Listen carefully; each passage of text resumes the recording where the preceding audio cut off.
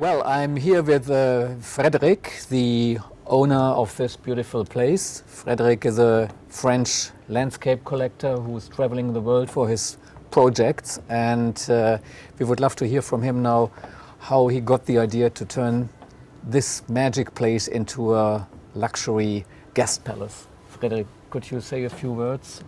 Well, first word, I'm not the owner, I'm the guardian. Okay. And I don't think that I never owned the Palacio. I think I was owned by the Palacio.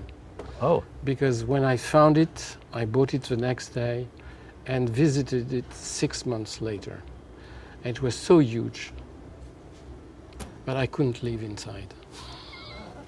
So I had to go to the city hall and ask them what could I do with part of it. And they said at the time, it was 94, that would be great to do a special kind of guest house. And how long did it take you to really make this a guest palace? Well, it took us 6 years with 65 workers because no building company wanted to do the job because they had some specifications which were very fancy for them. And we had to launch a building company and do it by ourselves, training the workers and studying the country, the history, not to try not to make too many mistakes. So we reinvented the Vitruve lime mortar. It took us 2 years.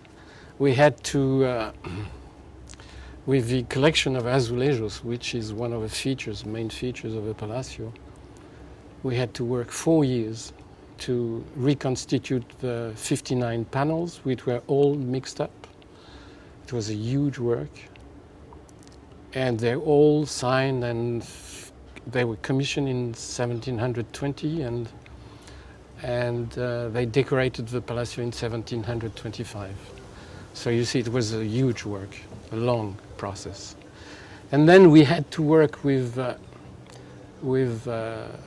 all the new systems using the old methods about air conditioning, natural ventilation, using the sagouins, which are little streets that divide huge buildings like that to protect them from fire in the Middle Age. And we used them to ventilate each suite naturally. So nobody wanted to understand that. And even the state and the city hall had lots of difficulty because they wanted us to have air conditioning normal way. And they wanted us to have television, and I hate television.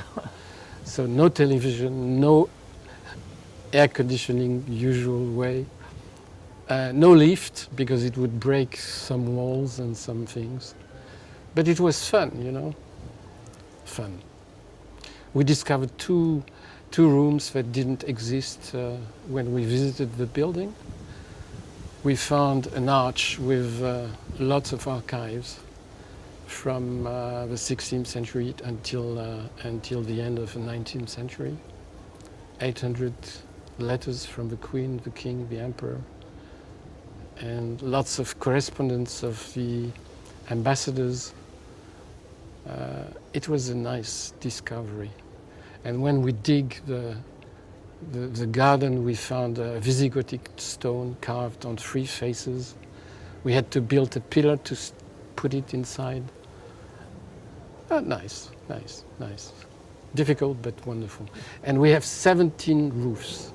And we had to do the roofs 3 times because there were no insulation panels that existed that would respect the traditional way they built the roofs. Perfect. 3 times. Well, congratulations. I think the result is just excellent, and it's tough to describe this place. One has to see it. But it's very simple. You know, we did 9 suites, and those 9 suites were the living quarters of the family. And we have a piano nobile, which they shared. And we have 1 kitchen and 1 laundry And this was very modern way of life, sharing, using a space, sharing the space, each one having his autonomy. Perfect. Okay, I'm now here with Maria, Frédéric's wife, and she's basically running this great palace. Maria is Portuguese, she's from here, and she's a real multi-talent. I'm so impressed, she speaks 6 languages. Oh my God, we could even talk in German. She would be perfect to answer my questions in German. So Maria, could you please tell us a little bit about the concept of your Palacio? What is the idea? What are you thinking about? The palace, I had nothing to do with the buying of the palace. Though I knew the family, I had nothing. I met Frédéric 2 years later. And I think it came on my dote, I would say. And it's to be run like a house. I'm running it like if it was my own house. So the concept is to give our guests the best, as if they were our friends. And of course, they have to help with the maintenance of it, with all the expenses we have with it. But it's just to receive friends and to exchange ideas and to show them the best of Portugal, to listen to what they have to tell us, to find interesting people that has done work all over the world through their lives, that have something to teach us, that can help us to find new artists, to do new exhibitions. We are much in the arts, as you know. That's all our lives. And it's just that. Make it run as if it was my house.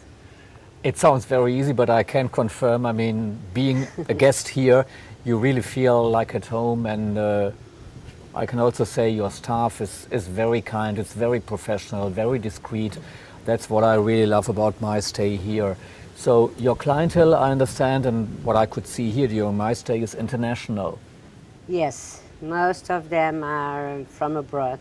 I would say today is London or New York are the cities that send us more clients. We have many from Paris, many from LA, and Germany too. Hamburg and Berlin are 2 cities that send us many clients. And they feel here as at home, and that's our greatest pleasure. For instance, last months or last 15 days, we had in 9 suites, 5 were with returning guests, people that were here before and are coming back all the time. And sometimes I joke and I said, with so much to see in the world, why are you coming back? And they answer, because it's home to us, and we like to be here. We enjoy it. So I think that's the best compliment you can get from a guest. So many thanks again. Good luck for your future projects. Vielen Dank. Muito obrigado, Maria. Bitte schön.